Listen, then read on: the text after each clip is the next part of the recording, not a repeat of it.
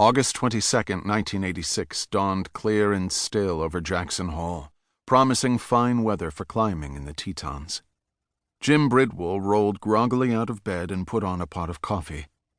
Bridwell, the fabled admiral of Yosemite, the first man to climb El Capitan in a single day, the first to ascend the notorious east face of the Moose's Tooth in Alaska, a veteran of the planet's most horrific rock walls, was spending a relatively mundane summer working for the Exum Mountain Guide Service and School of American Mountaineering, instructing tourists in the rudiments of rock climbing.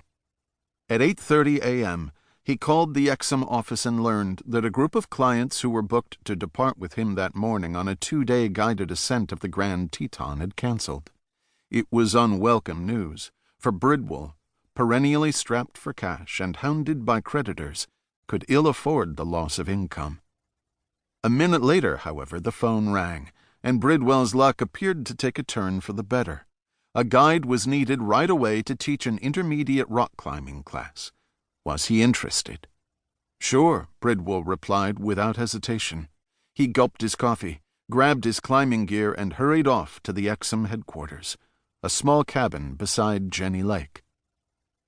The class consisted of 4 men, all friends, the oldest of whom was an affable, heavy-set, 41-year-old attorney from Houston named Edward Carrington, who had played tight end for the Houston Oilers of the American Football League from 1967 to 1969. Bridwell made sure that each student had signed a standard acknowledgment of risk form and was outfitted with a helmet and climbing harness. Then they all caught a boat to the west shore of Jenny Lake, bound for some crags near Hidden Falls known as the Exum Practice Rocks. The 4 clients, perhaps slightly awed to find themselves under the tutelage of one of American mountaineering's most notorious and celebrated figures, bantered cheerfully about the climbing to come. Nobody had any reason to suspect that before the day was over, Edward Carrington would be dead from a bizarre accident, the precise cause of which remains murky to this day.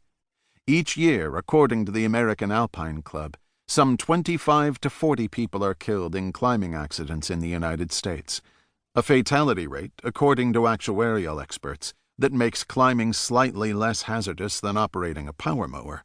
And for the most part, these tragedies have little impact beyond the self-contained miasma of grief that descends upon the family and friends of the deceased.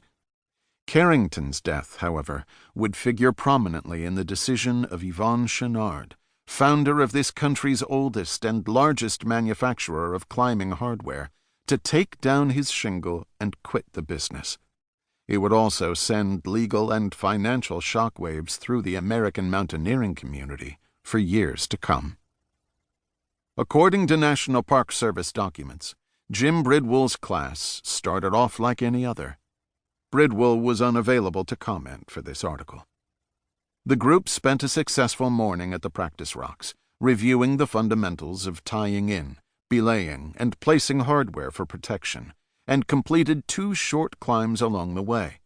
After lunch, they roped together and, with Bridwell in the lead, embarked upon what was meant to be the culmination of Exum's intermediate climbing course, a 3-pitch route called the Hole in the Wall, with a difficulty rating of 5.7. The first 2 pitches went smoothly enough, and by 2 p.m., all 5 men were crowded on a belay ledge in the eponymous hole, an alcove cut deep into the cliff's granite facade, which to a neophyte climber contemplating the crux moves above can feel both claustrophobic and exposed. Carrington, in fact, mentioned as much to his guide, confiding that the place scared him.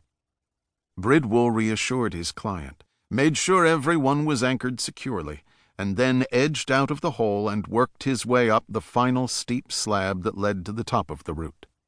Carrington was next on the rope. After cautioning his 3 buddies, "Check your gear," he started climbing, protected by a snug rope from above.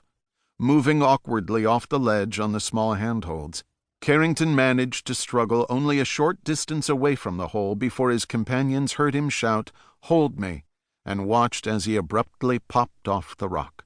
Bridwell, alert to the possibility of such a slip, immediately cinched down the rope, arresting Carrington's fall after he'd dropped only a foot or 2. Carrington retreated back to the security of the hole, composed himself, then gave it another try. Once again, he scrabbled clumsily away from the ledge, and once again his arms gave out just a few feet from the hole. 40 feet above, Bridwell heard him cry, "Falling!"